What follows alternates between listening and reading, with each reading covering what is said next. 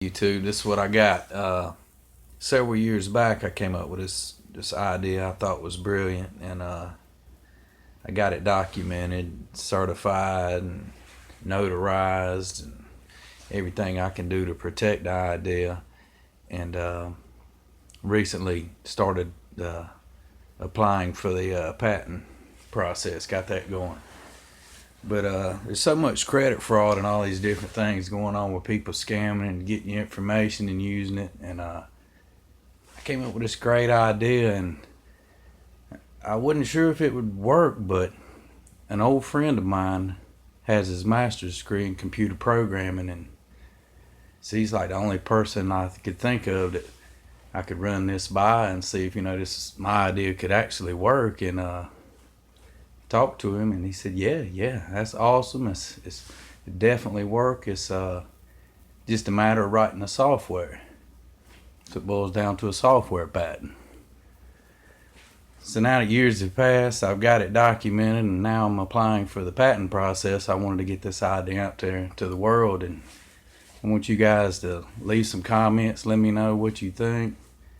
If you got a friend that works in the tech industry or know somebody that might be interested, shoot it to them. Let's get it out there and see what this will do. See if there's anything to it.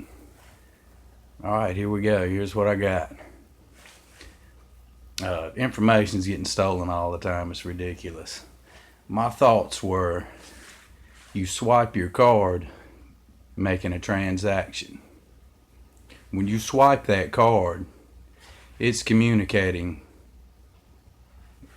with the financial institution to see if you've got the money for the transaction, or they know where you're at when you swipe your card. So my thoughts were, when you swipe your card, the financial institution knows who you are and where you are. Why don't the financial institution communicate with the app on the smartphone?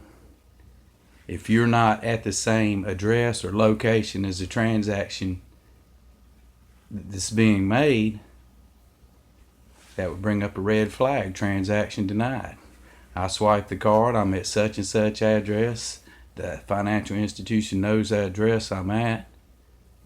Well, if the financial institution's software is communicating with the software on my smartphone, and my smartphone's not at the same address where I'm trying to make a transaction denied. Let me know what you think.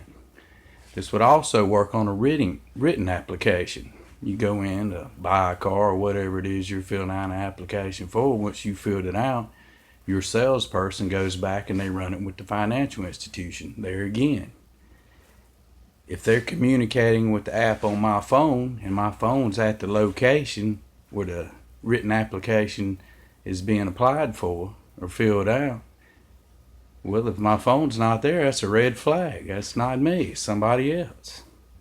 You see what I'm saying? Institution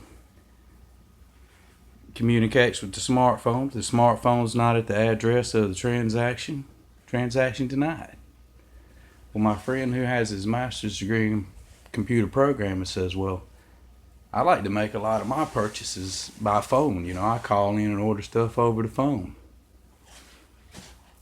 Have the app set up where you can enter 1 or 2, 3 addresses, whatever. And if the phone's not at one of those addresses, transaction denied. If you entered your home address and somebody in China or where the hell ever trying to buy something over the phone, it's not going to work. The app is set up to certain addresses where you would make your transaction. And if the financial institution has this software that's communicating with this software or this app on your smartphone, it would eliminate a lot of this.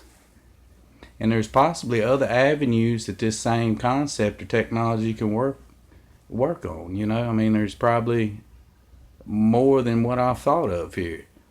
And now that I've finally got this documented and started applying for the patent process, I can get it out there to the world now. Please leave a comment. Let me know what you think. If I need to clarify on anything, send it to a friend. All right, I appreciate it, you too. Thanks.